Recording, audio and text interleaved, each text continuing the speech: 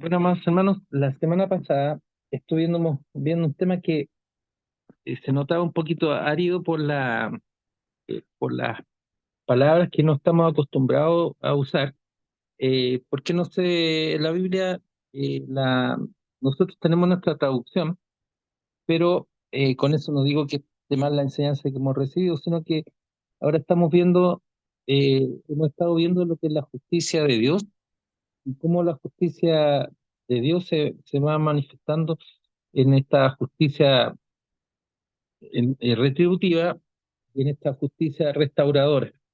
Y ambos tipos de justicia aplican en el entendimiento de la justicia de Dios.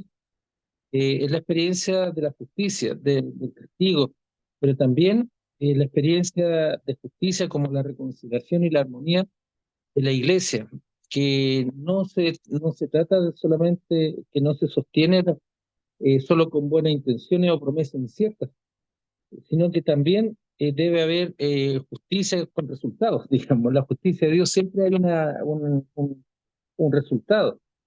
Las personas, algunos hablan de los propósitos de Dios.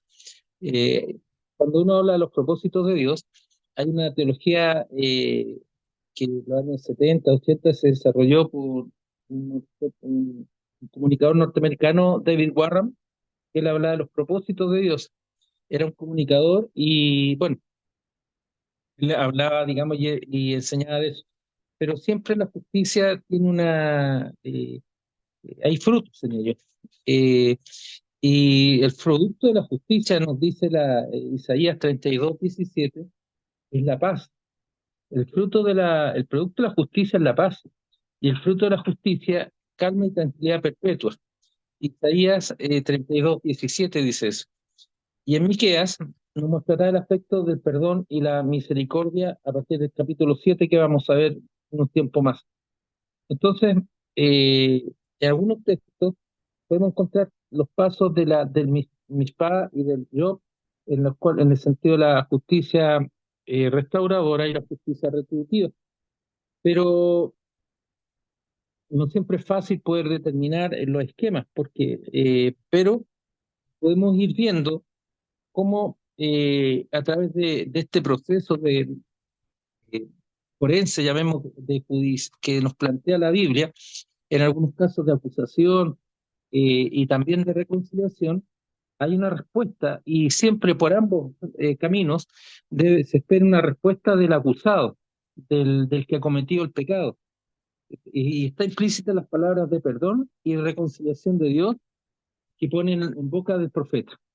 Cualquiera sea el camino, vuelvo a insistir, sea por el camino del Mishpah, de la justicia retributiva, o del Job a través de la justicia restauradora, se busca eh, explícitamente un resultado, que hay un resultado frente a la acusación, un resultado frente a la reconciliación, y en torno a ambas figuras está la respuesta de Dios de perdón y reconciliación que Él pone en la boca del profeta. Dios nos castiga a su pueblo, castiga al pecador, pero eh, lo guía a esa instancia de reconciliación. Y esto vemos que en el texto de la parábola del hijo pródigo está explicitada la respuesta del acusado, del hijo menor, pidiendo perdón. Pero la acusación, aunque no es explicitada, porque el autor quiere resaltar que el Padre es misericordioso, está implícita en la narración misma cuando lo describe como un hombre despilfarrador y mujeriego, ¿ya? Despilfarrador y mujeriego de una fortuna, el reproche que la palabra hace de este hijo, de este varón, pero lo más importante, más que el reproche mismo, el autor bíblico, nuestro Señor Jesucristo, lo que quiere resaltar es el Padre misericordioso, el Padre de amor, el Padre que, mereciendo el Hijo el castigo por su osadía, por su pecado, Dios sale a su encuentro, lo abraza y se reconcilia con él. Entonces, vemos de esta manera cómo el Señor nos va permitiendo ver esta situación que hemos descrito del ejercicio de la disciplina por parte de Dios en la Biblia. Y son ambas figuras que ustedes, ambas modalidades, mejor dicho, más que figuras, ambas modalidades que usted y que yo podamos a poder ver en la palabra del Señor. ¿Por qué usamos las palabras y yo? Precisamente para poder comprender, digamos, que en el texto hebreo estas dos palabras nos van mostrando esta, esta, esta situación. Pero nosotros en nuestra Biblia española podemos ver claramente también estos ejemplos, así que para nosotros el aspecto técnico es importante, pero lo relevante es la enseñanza misma, propiamente tal. Bueno, pasando a otro aspecto que es muy interesante dentro del profeta Miqueas, hay algunos versículos, que hoy día nos vamos a centrar en ellos. Hay versículos que suscitan un especial interés. ¿Por qué el libro de Miqueas es tan interesante? Bueno, toda la palabra de Dios es interesante, pero es interesante señalar que hay un versículo que es una de las profecías más concretas del Antiguo Testamento, que se cumple en el Miqueas 1, capítulo 5, capítulo 5, versículos 1 y 2. 1 al 5 más que nada, pero fundamentalmente 1 y 2, donde dice: Mas tú, Belén Éfrata, aunque menor entre las familias de Judá, de ti ha de salir aquel que ha de dominar en Israel. Esta es una profecía muy concreta del Antiguo Testamento. Es un versículo importante. Mas tú, Belén Éfrata, aunque menor entre las familias de Judá, de ti ha de salir aquel que ha de dominar en Israel. Y esta profecía se cumple en el Nuevo Testamento, donde los evangelistas reconocen en Belén Éfrata el lugar designado para el nacimiento del Mesías.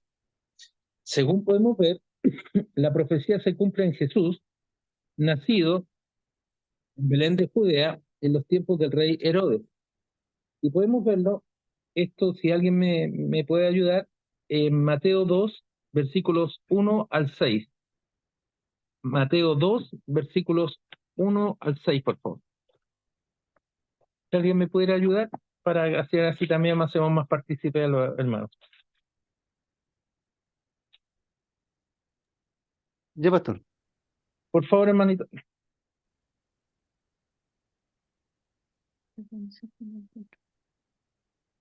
Mateo 2.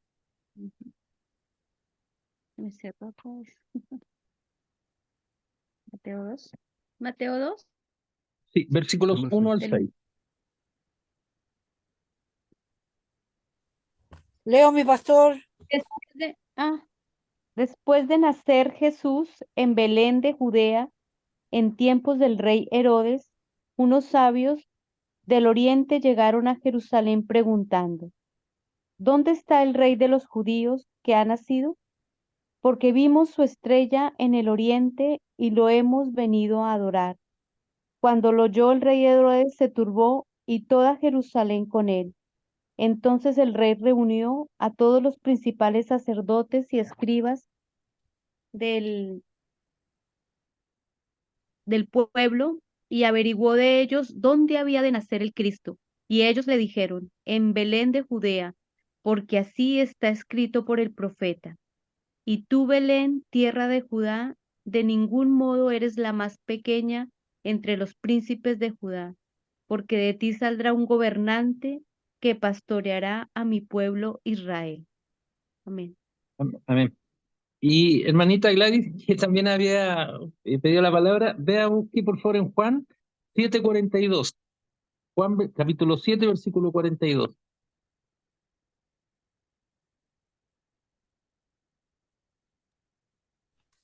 ¿No dice la escritura que del linaje de David y de la aldea de Belén, de donde era David, ha de venir el Cristo? ¿Se dan cuenta? Ahí tenemos cómo dos evangelistas nos muestran esta enseñanza de Belén Éfrata, que es de la familia de Judá. Y por favor, alguien que me busque Mateo 23:23, por favor.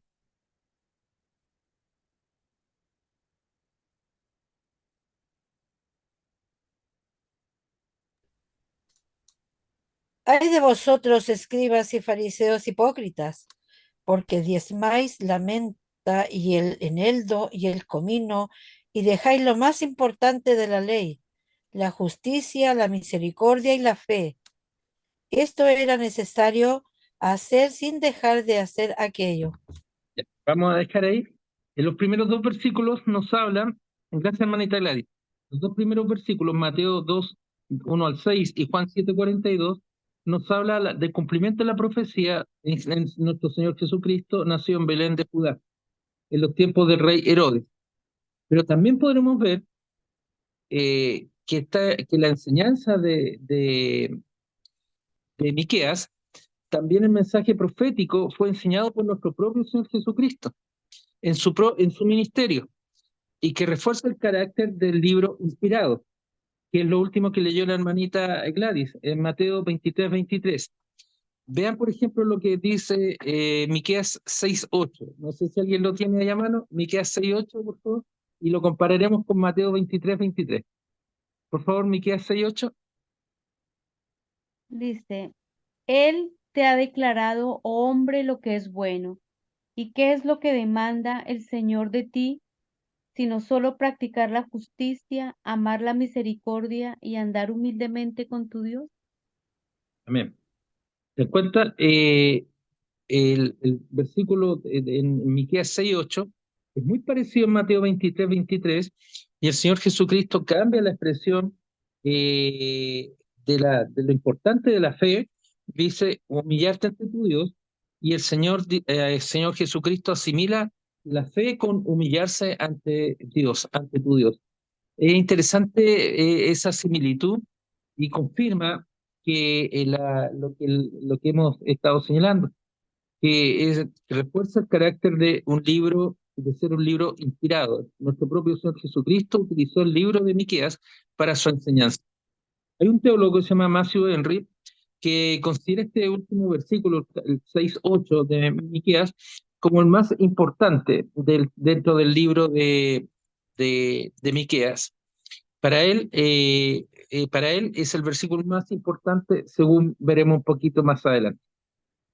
Hay otros textos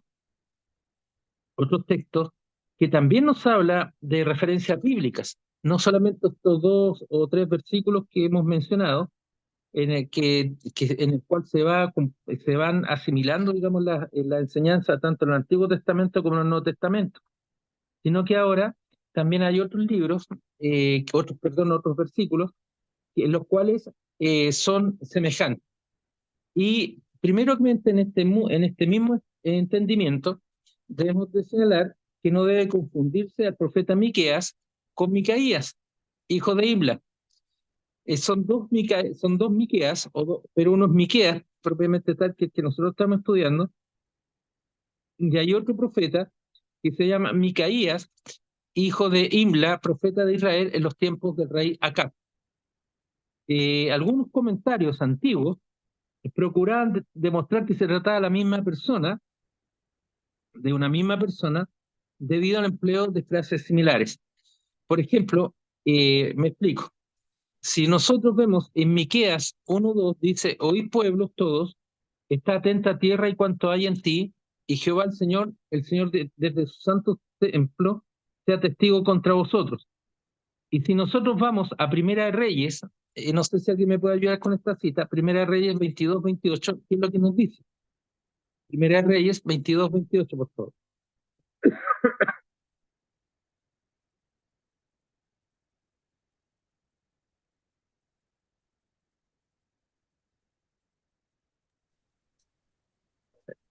Primera de Reyes La 22, 28. palabra, dice la palabra, y dijo Micaías, si llegas a volver en paz, Jehová no ha hablado por mí. Enseguida dijo, oíd pueblos todos. Ya. Retengamos esa frase, oí pueblos todos, es la misma que repite Miqueas 1:2, oí pueblos todos. Entonces, en base a esta similitud fonética y el uso de las mismas palabras, hay personas que piensan, o autores que piensan, que hay en la persona de Miqueas y de Micaías es la misma. Sin embargo, los datos cronológicos presentados por Miqueas, el profeta que estamos estudiando nosotros, se oponen a esta identificación y muestran que el profeta Micaías, y entre el profeta Micaías y Miqueas, medió al menos un siglo entre los dos. Según aparece citada la palabra, como hemos estado mencionando, en el que, a Micaías como profeta en 1 Reyes 22, del 8 al 28, que profetizó en contra de Acab en los tiempos de Elías. El reformador Calvino dice en el prefacio de su obra intitulado Comentario de Miqueas, o sobre Miqueas, entre los profetas menores, Miqueas es el siguiente, quien llamado comúnmente Micaías, pero el cual segundo, como dicen ellos, con este nombre, pues el primero fue Micaías, que tuvo contienda con el malvado rey Acab y luego ejerció su oficio profético. Y la nota del pie de página del libro de Calvino, Comentarios sobre Miqueas, el editor del libro citado explica que la confusión de nombre ha permanecido también en la Biblia Septuaginta, que es la Biblia hebrea traducida o sea, perdón, la Biblia hebrea, bien digo, traducida al griego, en 300 años antes de nuestro Señor Jesucristo, en la que Micaías, el hijo de Isla, alrededor de 100 años antes, es traducido como Misaías, lo mismo que este profeta. El hijo de Imla siempre es distinto, vuelvo a insistir, a Miqueas. Le hago esto presente porque en algunas partes ustedes pueden ver que es el mismo, que son dos distintos por 100 años de diferencia. Además que también no debemos de olvidar que los nombres pueden repetirse, entonces no es algo que sea exclusivo o excluyente que una persona haya tenido el mismo nombre que otro, ¿ya? En el caso nuestro, por ejemplo, en la iglesia nuestra, eh, está el hermano Carlos Jorquera y estoy yo, Carlos Olivares. Y en unos años más, muchos años más, quizá alguien diga, oh, puede ser la misma persona. Entonces, no le insisto, no es un requisito sine qua non que las personas tengan el mismo nombre y sean la misma persona. Entonces, yendo ahora a lo que nos enseña la palabra, afirma que el ministerio de Miqueas se efectuó en los tiempos de Jotam, Acaz y Ezequías. El capítulo 1.1 de Miqueas podemos ver eso. Puesto que Jotam pasó a ser el soberano único después de la muerte de su padre Usías en el año 740 o 739, sin duda debe ubicarse la fecha del comienzo del ministerio de Miqueas después de ese año. Jeremías, al citar a Miqueas, en Jeremías 26, 18, nos dice, en Jeremías 26, 18, yo tengo la mano, 26, 18, dice lo siguiente: Miqueas de Moreset profetizó en tiempos de Ezequías, rey de Judá, y habló a todo el pueblo de Judá diciendo, así ha dicho Jehová de los ejércitos, Sión será arada como campo y Jerusalén vendrá a ser montones de ruinas y el monte de la casa como cumbres de bosque. ¿Se dan cuenta ahí? Jeremías, el profeta Jeremías, nos muestra que él fue posterior a Miqueas, al profeta que nosotros estamos estudiando. A pesar que en las Biblias se ubica en un libro anterior, Miqueas fue anterior a Jeremías, y Jeremías reconoce su existencia, llamemos, la fe de la existencia del profeta Miqueas, afirmando que Miqueas de Moreset profetizó los tiempos de Ezequías de Judá. Ahí tenemos otra prueba de que de la existencia del profeta Miqueas, que la Biblia misma le reconoce una validez, tanto en el Antiguo Testamento como vimos recién antes en el Nuevo Testamento. Así afirma que que el profeta Miqueas actuó durante el reinado de Ezequías. Todo esto nos lleva a la conclusión de que Miqueas profetizó desde el año 740 al 700 antes de Cristo. Esa es lo que los estudios, algunos años más, algunos años menos, nos logran determinar que durante ese periodo Miqueas, el profeta que estamos estudiando, realizó su labor, 740 años a 700 años antes de Cristo, aproximadamente. Y Calvino nos dice que no hay claridad en cuanto al tiempo que duró su ministerio. Es algo que no podemos determinar con certeza. Calvino señala entre 30 a 40 años de ministerio, porque sitúa en el reinado de tres reyes según se ha indicado, Jotán, Acaz y Ezequías.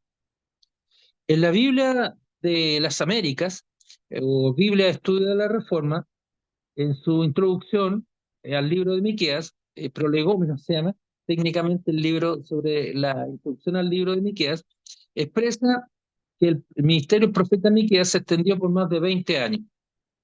Así, años más, años menos, podemos ver que no hay una claridad exacta del tiempo del ejercicio ministerial profético, pero debemos pensar que fue entre los años, vuelvo a insistir, entre los años 740 a 700 antes de Cristo.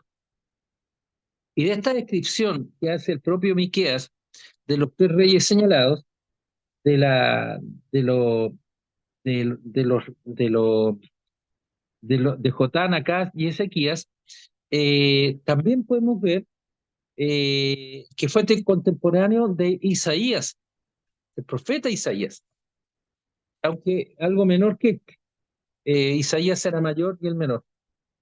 Y a este respecto surge un tema no menor, que un día lo conversamos acá anteriormente, que el vocabulario y la terminología de Miqueas tienen mucho parecido con el profeta Isaías.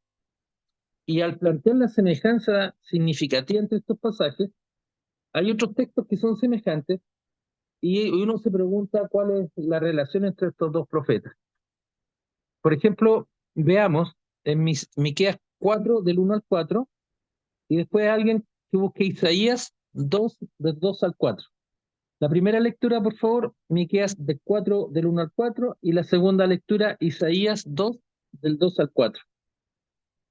Si alguien lo tiene, por favor.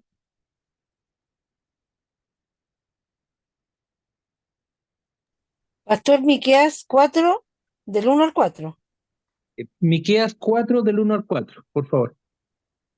Acontecerá en los postreros tiempos que el monte de la casa de Jehová será establecido por cabecera de montes y más alto que los collados, y correrán a él los pueblos. Vendrán muchas naciones y dirán: venid y subamos al monte de Jehová, a la casa de Dios de Jacob, y nos enseñará en sus caminos, y andaremos por sus veredas, porque de Sión saldrá la ley, de Jerusalén la palabra de Jehová. Y él juzgará entre muchos pueblos y corregirá a naciones poderosas hasta muy lejos, y martillarán sus espadas para sus asadones y sus lanzas para hoces. No alcanzará espada nación contra nación, ni se ensayarán más para la guerra. Y se sentará cada uno debajo de su vid y debajo de su higuera, y no habrá quien los amedrente, porque la boca de Jehová de los ejércitos lo han hablado. Amén. Y en Isaías 2, del 2 al 4, por favor.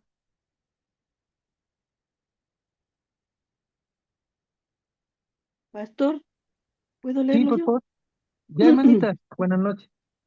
Buenas noches.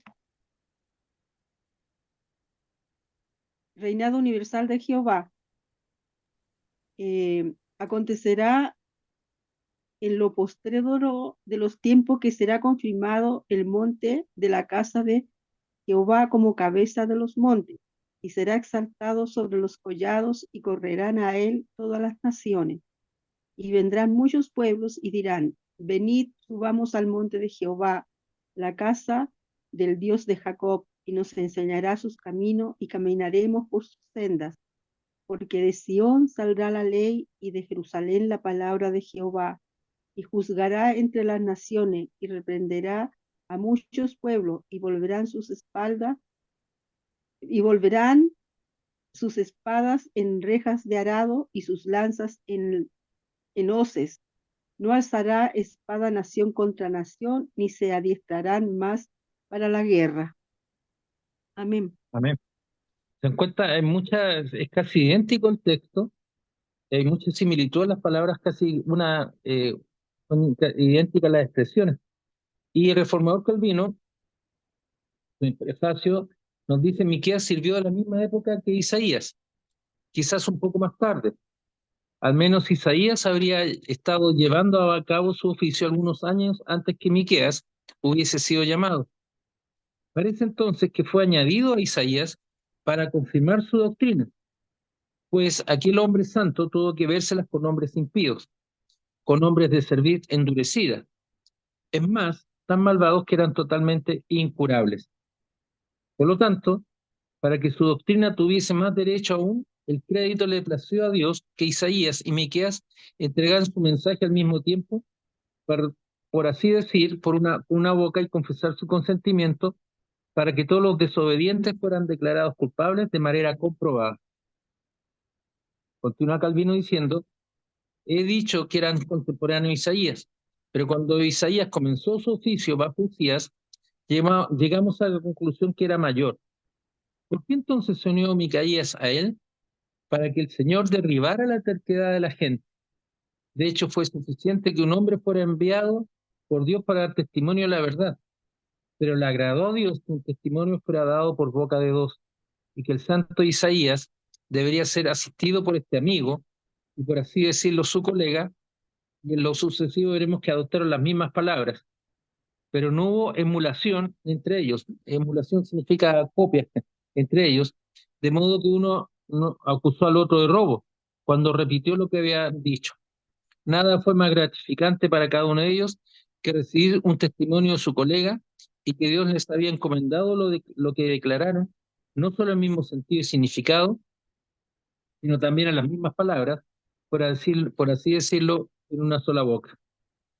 Por su parte, la Biblia Estudio de la Reforma nos dice: si un profeta usa la revelación originalmente dada a otro, es probable que Isaías haya incorporado material de Miqueas. Sin embargo, como sus ministerios coincidieron, es factible que Dios diera el mismo mensaje a ambos profetas, ya que era especialmente relevante para las circunstancias del momento. Y aquí voy a usar las palabras de un ilustre eh, reformado, el presbítero Nelson Barriga, que él nos dijo un día, a tiempo atrás, conversando sobre este tema: pensamos que es el poder de Dios manifestado en su soberanía y la inspiración divina manifestada en el texto sagrado, que nos recuerda que Él es quien utiliza la historia y al hombre como instrumentos para exponer santa, justa y buena voluntad manifestada en su mensaje. No se trata de copiar el mensaje de un hombre con respecto a otro, sino que es la manifestación de la voluntad soberana de Dios a través de dos hombres distintos. Me tomé la libertad, hermano Nelson, de reproducir sus palabras, así que lo dejé aquí plasmado para la eternidad. Así que, ¿qué significa esto? Que la voluntad de Dios se expresa y se manifiesta a través de dos hombres, ¿ya? Entonces hemos estado viendo que existe este paralelo Miqueas con Isaías. Hay semejanza significativa, o sea, hay semejanza significativa entre ambos profetas, tanto en Miqueas y Isaías. Y hay paralelos muy significativos, y ello enfatiza el hecho que ambos profetas tenían al mismo tiempo la misma misión de parte de Dios, a pesar de sus diferencias como hombres. Estos debían alertar al pueblo de Dios y anunciarle los juicios de Dios, al tiempo que debían presentar la gracia de Dios y la venida del Mesías. Isaías era un noble. Miqueas vivía en Moreset, era un aldeano de Moreset. Isaías vivía en la gran ciudad, Micaías en un poblado pequeño. Entonces Dios se toma el trabajo de hombres distintos, de vidas distintas, para mostrarnos que el trabajo no está circunscrito a aspectos de riqueza o de pobreza de los hombres, ¿ya? Hay otros textos más que los voy a saltar, pero básicamente sería ese texto, ¿ya? Después, cuando terminemos, yo les voy a enviar todo el estudio para que ustedes también lo tengan a la vista. También en Jeremías hemos mencionado, en Jeremías 26, 18, que que Jeremías lo citó al anunciar su mensaje 100 años después, tomó la enseñanza de Miqueas. Y podemos ver que existe también una semejanza de la enseñanza.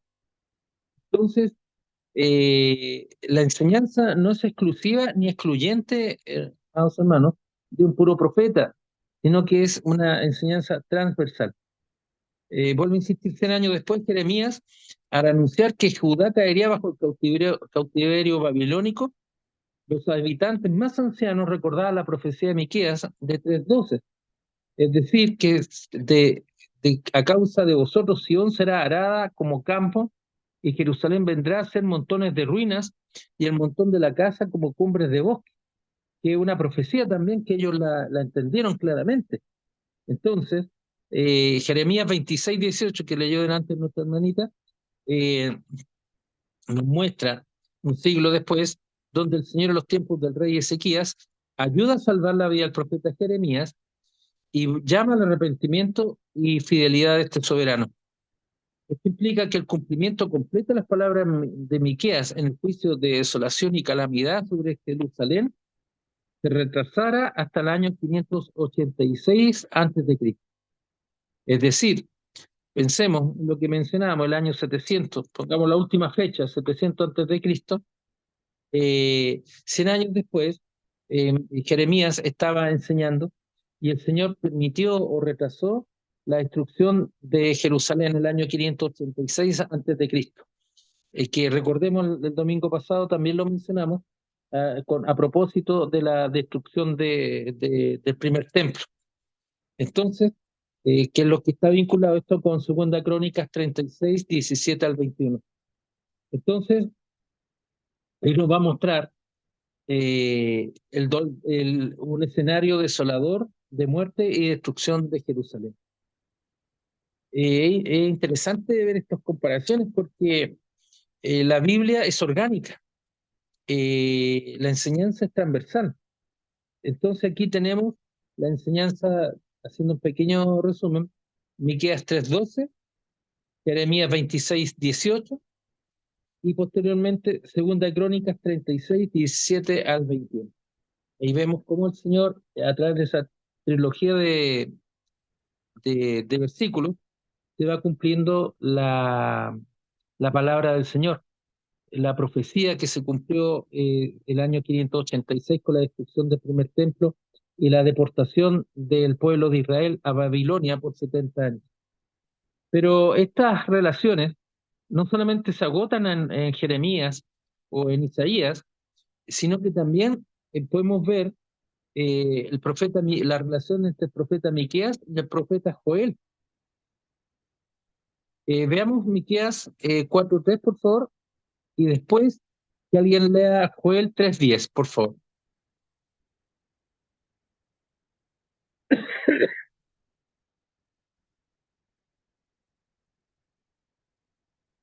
¿Podríamos leerlo, por favor? Miqueas 4:3 y Joel 3:10. Y él juzgará entre muchos pueblos y corregirá a naciones poderosas hasta muy lejos, y martillarán sus espadas para asadones y sus lanzas para hoces. No alzará espada nación contra nación, ni se ensayarán más para la guerra. Ya, gracias, hermanita. Veamos ahora el profeta Joel 3:10, por favor.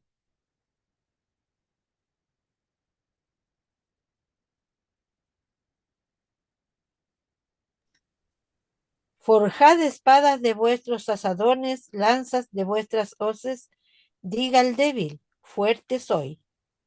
Amén. Podemos ver que el profeta Joel predicó en los años 750 a.C., un poquito antes de Miqueas, pero guardan cierta similitud con Miqueas en estas expresiones que hemos leído del aforjamiento de espadas o de asadones transformados, o sea, espadas transformadas en asadones. Joel nos enseña algo distinto: forjad espadas de vuestros asadones. Está diciendo, está levantando al pueblo también en una visión profética, escatológica, que se llama de los últimos tiempos, de lo que va a ser la guerra espiritual. Pero ya no estamos viendo, Joel, pero ahí también vemos cómo se utilizan las mismas palabras, pero ahora el Señor está dándole un sentido distinto, ¿ya? Preparando al pueblo para lo que va a ser esta guerra espiritual que también es enseñada en el libro de Revelaciones o Apocalipsis. Ahora, las referencias de Miqueas, hemos anticipado delante la profecía, el cumplimiento de profecías.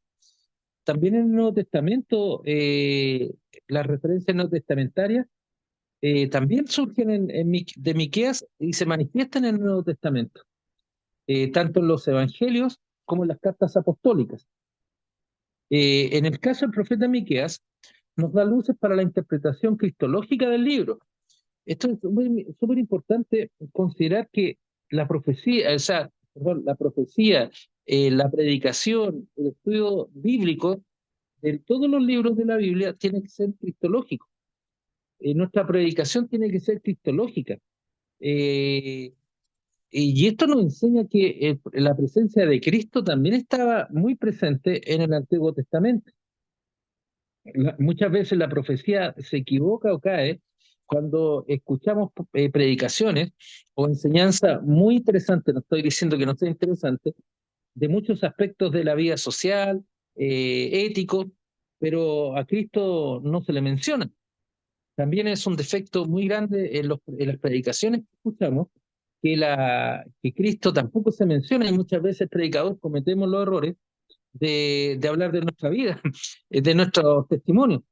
La verdad sea dicha que una buena predicación, mientras más alejada esté del hombre mismo y más cerca de Cristo, va a ser una mejor predicación. Entonces, eh, quiero plantearles, digamos, no porque uno esté criticando las predicaciones, sino que para que pensemos que la Biblia es cristológica. Entonces, el libro de Miqueas viene a responder a este planteamiento, a este principio, que la predicación, la enseñanza tiene que ser cristológica, centrada en Cristo. No es una buena enseñanza, no estoy diciendo que sea mala, pero podría mejorar cuando no se predica de Cristo, cuando no olvidamos a Cristo de nuestra predicación. Y muchas veces, lamentablemente, ocurre que hay predicaciones que apuntan más a lo social, a lo estimulante, a la motivación, que a apuntar a mirar a Cristo, que es nuestro Señor, nuestro Rey y nuestro Salvador. Esa es una opinión, digamos, que les planteo, digamos, no para que uno diga, oye, estoy crítico, que aquí que uno es negativo, no, sino que para mejorar. Los cristianos tenemos que mejorar en nuestra exposición, en nuestra lectura y nuestro entendimiento espiritual de la palabra a través de Cristo. Y volviendo, la interpretación cristológica del libro se manifiesta ya que en el Nuevo Testamento los escribas conocían muy bien las profecías de Miqueas y podían citar correctamente Miqueas 5:2, que el que acabamos de leer un poquito antes, en relación con el anuncio del lugar de nacimiento del Mesías, el rey de Israel. Esto nos da cuenta el Evangelio de Mateo que los hombres sabios que habían venido de Oriente para adorar al Señor Jesús fueron enviados a Belén de acuerdo a la profecía. Estos no son los reyes magos, son magos, pero la palabra reyes magos es un invento español, digamos. Pero fueron, son magos, son hombres sabios del Oriente que conocían de la profecía de Miqueas. Y por eso ellos llegan a Belén y preguntan. Y preguntan dónde está el rey de los judíos que ha nacido, porque su estrella hemos visto en el oriente y venimos a adorarle. Hay una señal que ellos vieron, que es la estrella del oriente, y venían a adorarle. Y Herodes, pues estoy haciendo un pequeño paralelo, un pequeño resumen, en Mateo 2:17 dice que se turbó, se confundió, y con él toda Jerusalén. Es como si viniera el rey y no lo estamos esperando. ¿Cómo llegó y nadie supo? Entonces, Herodes, en forma del Evangelio de Mateo muy descriptivo, dice que convocó a los principales sacerdotes y a los escribas del pueblo, a los estudiosos del pueblo, y les preguntó dónde había de nacer el Cristo. Llama la atención que Herodes, siendo un judío, ignorara este hecho. Pero ellos le responden que en Belén de Judea, porque así está escrito por el profeta. Entonces, ahí reproducen el capítulo 2, versículo 6, reproduce textualmente la profecía. Y tú, Belén, de la tierra de Judá, no eres más pequeña entre los príncipes de Judá, porque de ti saldrá un guiador que apacentará a mi pueblo Israel. Un gobernador, un príncipe, un rey. Algunas traducciones hay sobre la palabra guiador. Entonces, el versículo 7 dice, entonces Herodes, llamando en secreto a los magos, miren lo que dice, indagó de ellos diligentemente, o sea, les preguntó hasta la saciedad, quiso averiguar hasta el fondo el tiempo de la aparición de la estrella. Y el versículo 8 dice, que no lo leímos, dice, y enviándolos a Belén dijo, id allá y averiguad con diligencia acerca del niño, y cuando le halléis, hacedmelo saber, para que yo también vaya y le adore. Es decir, era una preocupación, y cuando la palabra dice indagar, eh, indagar, averiguar, significa averiguar con mucha diligencia sobre la aparición de la estrella que anunciaba el nacimiento del Señor. Lucas también, Lucas, el Evangelio de Lucas, también nos relata el tiempo y lugar del nacimiento de nuestro Señor Jesús en Belén de Judá, en la ciudad de David, dando testimonio del cumplimiento de la profecía. En Miqueas 5:2 dice, pero tú, Belén Éfrata, pequeña para estar entre las familias de Judá, de ti, dice, de ti me saldrá el que será Señor en Israel. Y sus salidas son desde el principio, desde los días de la eternidad. Y en Lucas, mire, en 2:4, no sé si alguien lo puede leer, por favor. Lucas, Evangelio de Lucas, capítulo 2, versículo 4.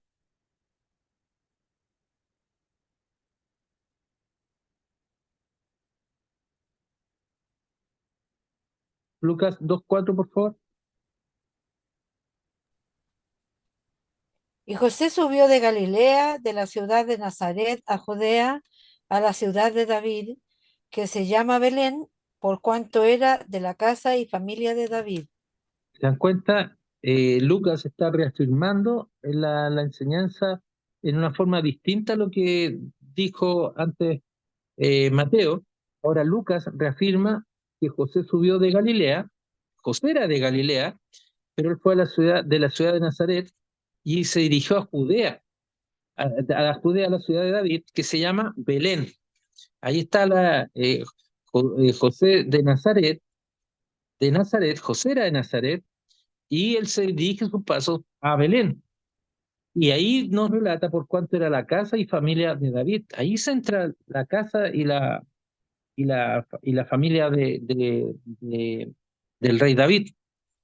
También la profecía es citada en el Evangelio de Juan, en el capítulo 7, versículos 41 y 42, pero lo emplea de una forma irónica. Busquemos, por favor, alguien, el capítulo 7, versículos 40 al 43 de Juan, por favor. Evangelio de Juan, capítulo 7, versículos 40 al 43.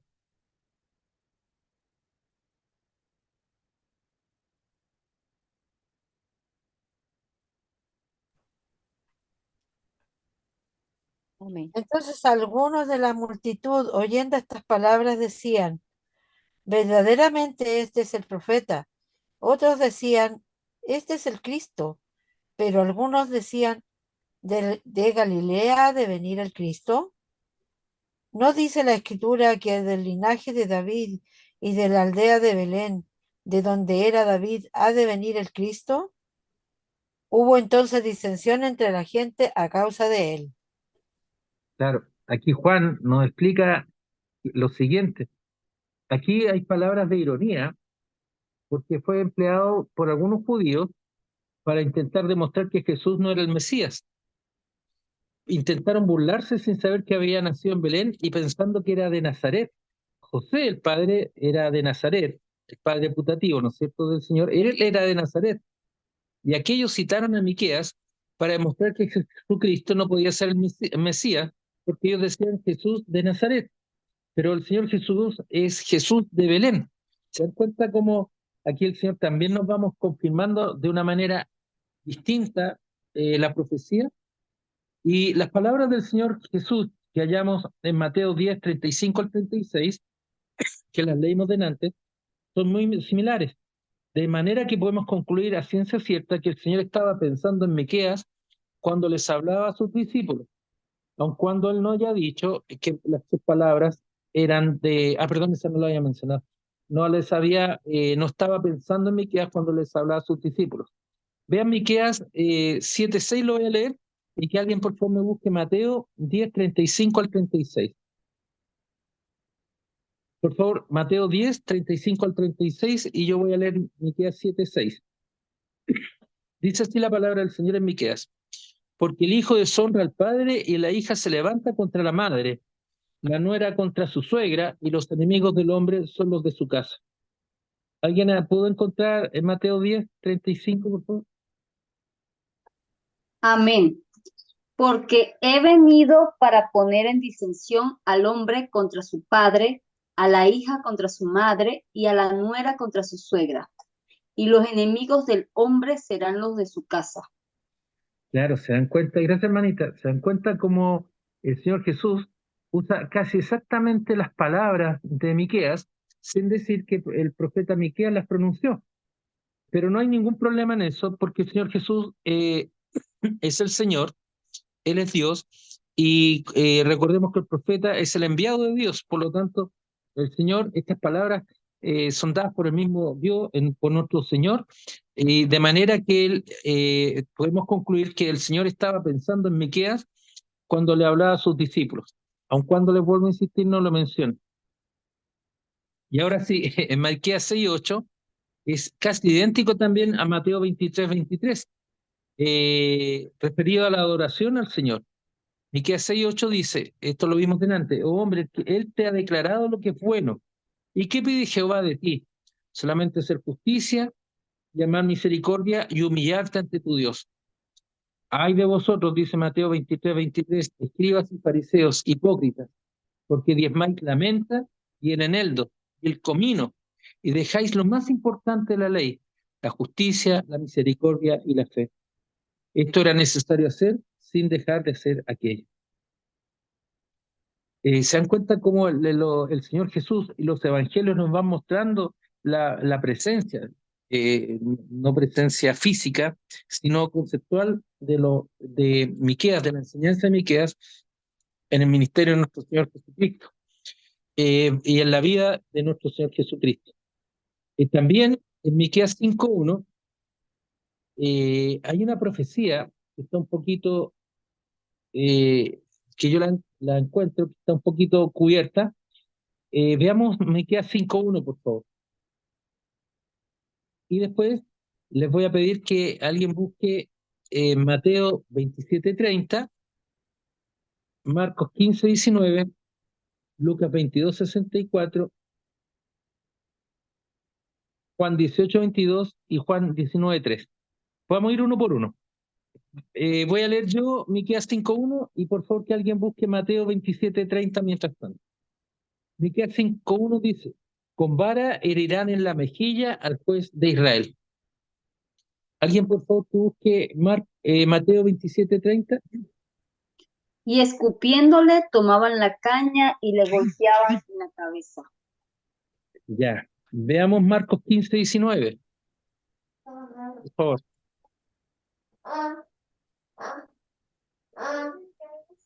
Le Marcos golpeaban 15, en la cabeza con una caña y le escupían, y puestos de rodillas le hacían reverencias. ya, Lucas 22:64.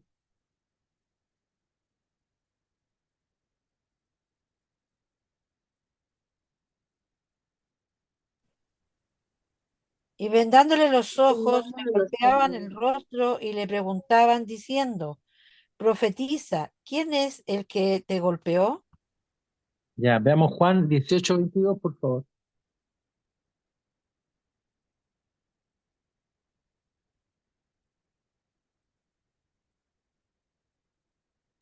18:22. Sí, por favor. Juan. Cuando Jesús hubo dicho esto, uno de los alguaciles que estaban allí le dio una bofetada, diciendo, ¿así responde al sumo sacerdote? Y veamos ahora Juan 19:3, por favor.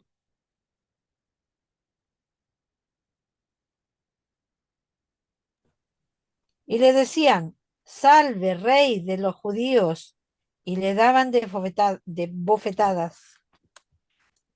Amén. Ya, ¿se dan cuenta? Aquí también hay una profecía que no está tan explicitada como lo es 5:2, pero aquí nos muestra que en el 5:1 la vara herirá en la mejilla al juez de Israel. Y los pasajes que hemos leído de Mateo, Marcos, Lucas, Juan, eh, nos muestran que el Señor fue golpeado en su rostro, la cabeza, con una caña, y le vendaron los ojos y le golpearon el rostro. Y se burlaban preguntando, profetiza, ¿quién es el que te pegó? Entonces también ahí vemos cómo el Señor, a través de Miqueas, Dios nos estaba mostrando también cuál iba a ser parte, la profecía no es, es una muestra oscura de lo que iba a suceder 700 años después con nuestro Señor Jesucristo. Lo iban a escupir tomando la caña y le golpeaban la cabeza. Le vendaron los ojos, le golpearon el rostro y le preguntaron, profetiza, ¿quién es el que te pegó? Entonces aquí vemos también otra relación no tan explícita en cuanto a lo que dice relación con la profecía en la misma persona de nuestro Señor Jesucristo. Hermanos amados, son las 10 de la noche. Hoy día pudimos ver algo muy interesante y que nos habla de lo que es la palabra que es orgánica, que una vez lo mencionamos. Orgánica significa que es un todo, no son cosas, no son piezas aparte, no es una enseñanza que sea aislada una de la otra, sino que vemos que es orgánica, hay una unidad de enseñanza, hay temas que son transversales, y podemos ver también que nuestro Señor Jesucristo utilizó la enseñanza de Miqueas para el desarrollo de su ministerio. Y también pudimos ver el cumplimiento de la profecía, tanto del nacimiento de nuestro Señor Jesucristo en la ciudad de Belén, como también parte de los golpes que nuestro Salvador Jesucristo iba a recibir en castigo por los pecados de su pueblo. Entonces, mis amados hermanos, siendo las 10 de la noche, a menos que haya alguna pregunta, algún comentario, hermanos, les vamos a dejar unos minutitos para eso. Punto. Sí, pastor, Sí, hermanito. con lo que usted decía que la palabra de Dios es orgánica, porque esta que usted mencionaba, esta similitud casi exacta que hay entre las palabras que usan profetas, las que usan otros, y, y el cumplimiento de estas profecías no es que hombres de tan distinta época, ¿cierto?, se hayan puesto de acuerdo entre ellos, sino que, como bien dice la palabra de Dios, que es uno y el mismo espíritu que hablaba a través de ellos, como bien también dice el Nuevo Testamento, que los hombres, los profetas fueron hombres inspirados por el Señor, por el Espíritu del Señor. El mismo Espíritu estaba en todos ellos, por lo tanto, la similitud y la idea, la enseñanza, como usted bien decía, la enseñanza es la misma, la idea es la misma, y el espíritu de la profecía está ahí, po. Por eso, como usted bien decía, que la predicación y la profecía es cristológica o cristocéntrica, porque ciertamente también Apocalipsis nos dice que el espíritu de la profecía es el testimonio de Jesucristo. Y el testimonio de Así es, Jesucristo sí. es el espíritu de la profecía. Amén, amén. Exactamente. No podemos pensar en la Biblia o cualquier libro de la Biblia sin Cristo. No solamente en la persona de Cristo, sino en su ministerio, como vimos ahora en el 5:1 de Miqueas, sino también como el Señor también en su sacrificio por nosotros. Eso nos habla de la gracia, nos habla del amor, de la misericordia, pleno de Dios con respecto a nosotros, que entregó a su Hijo unigénito. Recordemos que los profetas en Hebreo, voy a buscar el capítulo 11, nos dice que ellos veían oscuramente. No dice que ellos están, estoy buscando el pasaje, en el capítulo 11, versículo 3 de Hebreos, dice, por la fe entendemos, perdón, voy a leer antes, un poquito antes, 11:1.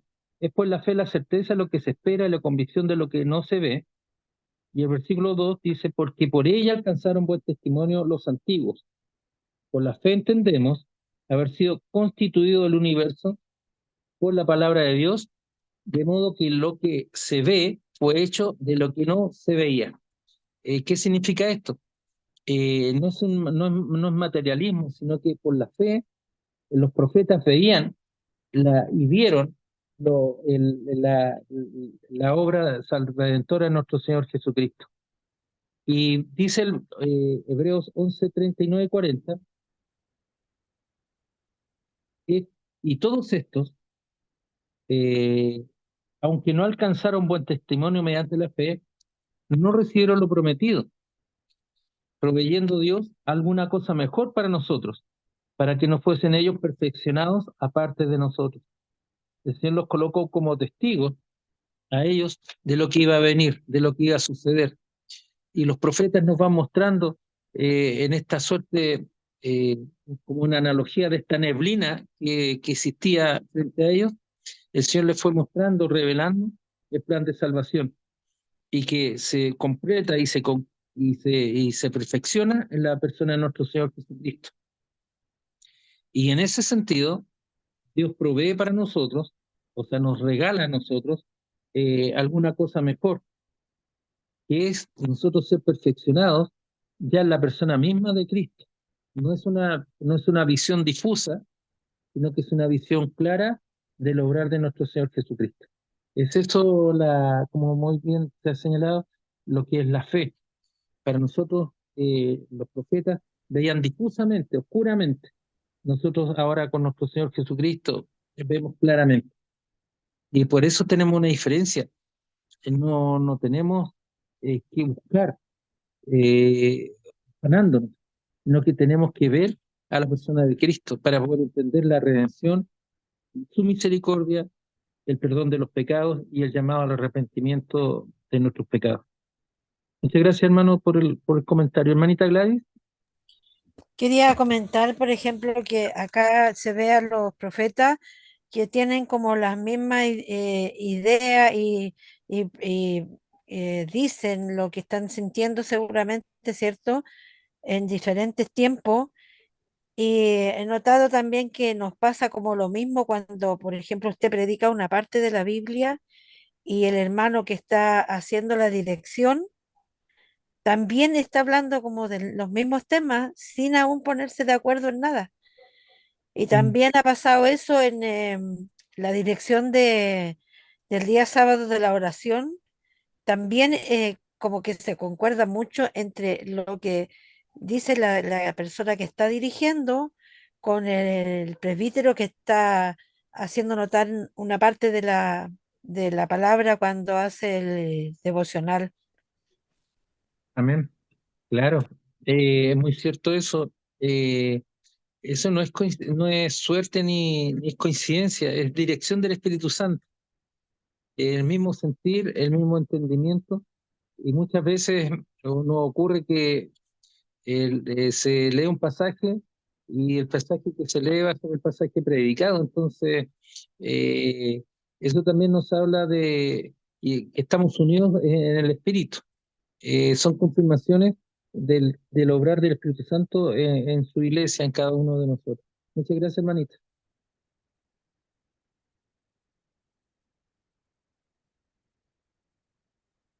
Y ya, mis amados hermanos, vamos a concluir. No sé si está eh, hermanita Laurita, ¿usted podría dirigirnos una oración, por favor, para concluir esta noche, por favor?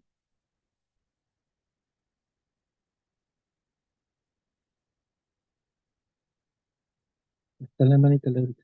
Ya, le voy a pedir a mi hermano Nelson, entonces, por favor, que nos dirija en la oración, por favor. Amén, pastor. Oremos, amados hermanos.